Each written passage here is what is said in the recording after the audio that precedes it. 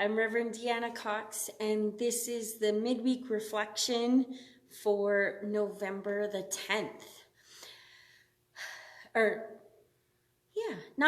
November 9th. I know what the days of the week. This Friday is Remembrance Day, and so we talked about remembrance last week, but I thought we would talk a little bit about it today in a slightly different spin. You may notice my lovely hat. My daughters and I, we went to Red Deer to the CFR rodeo, and that is an event that I went to with my family growing up. 4-H would often get cheaper tickets, and so it was something that we could afford to go to as a whole family.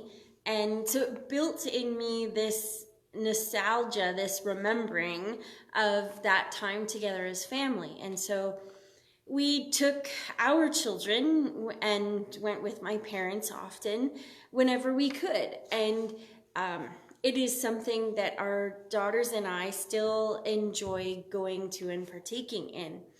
And so this time when we were at the rodeo, I bought myself this new cowboy hat. And it even just a beautiful hat in general.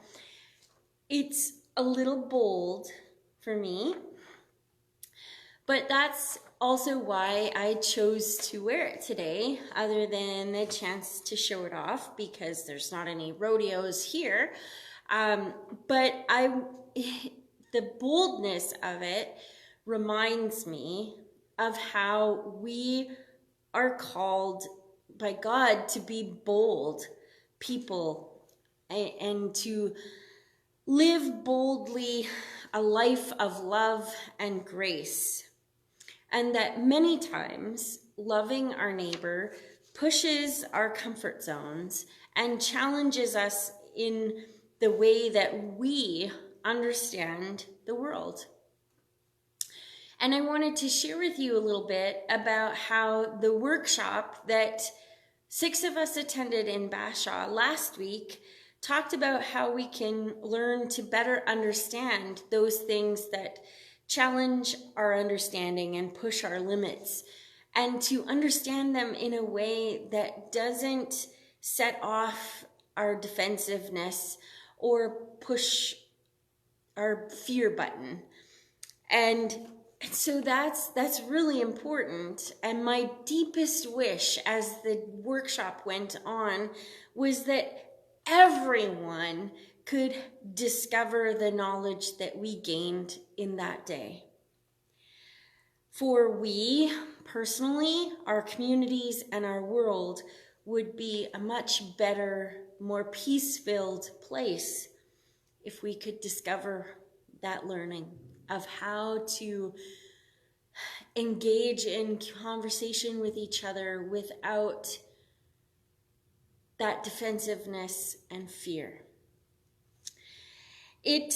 That workshop changes how we remember things, and how opens us up to the limitless possibilities for our future, even possibilities for peace in our families and in the world. And so what better thing to reflect on than as we approach Remembrance Day than peace in our families and peace in our world, and boldly living as God's people lives of love and grace. The presenter told us that it only takes 3 to 4% of people dedicated to change to make a difference, to shift things in the world.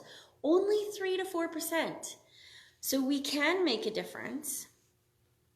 And we heard testimony of this exact ability to make a dramatic difference in our world from the community of Bashaw.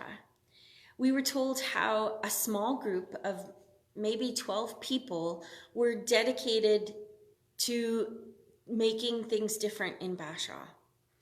They helped shift the community from a dying community in danger of losing their school to a very vibrant, thriving, hope-filled community.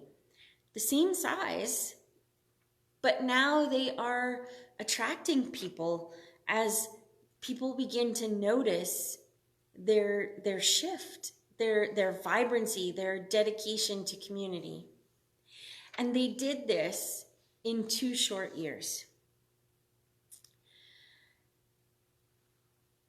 I'm deeply grateful to Robin and Jackie for bringing in this workshop and for inviting so many of us to participate in it.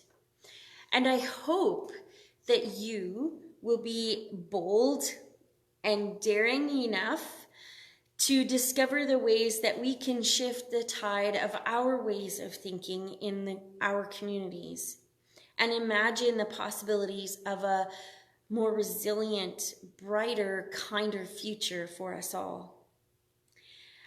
And that's something that way too many people have lost their lives for already. A future, a better future. And so why wouldn't we, on this Remembrance Day week, be daring to risk learning and discovering something that could help us be stronger and better together?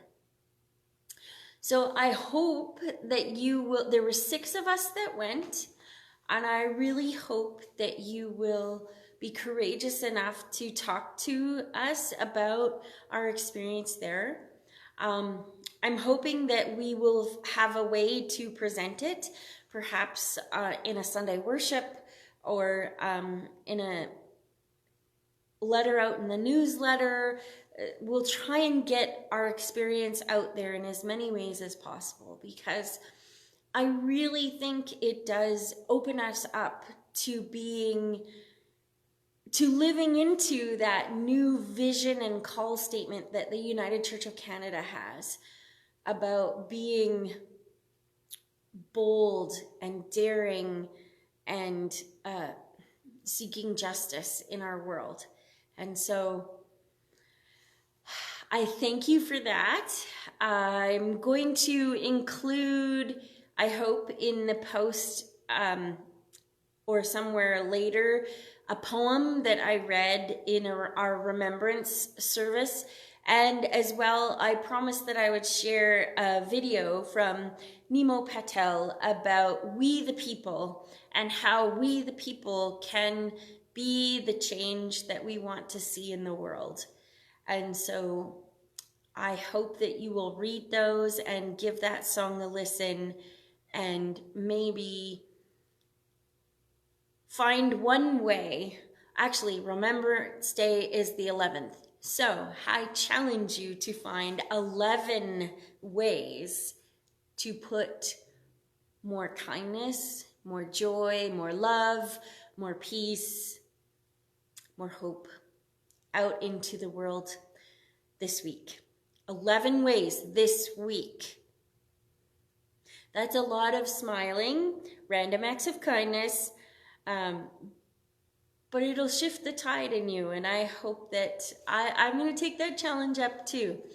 So 11 ways to brighten the world around you. I put forth that challenge to you as we head into Remembrance Day. Take care, God bless, and I will see you again next week. Bye.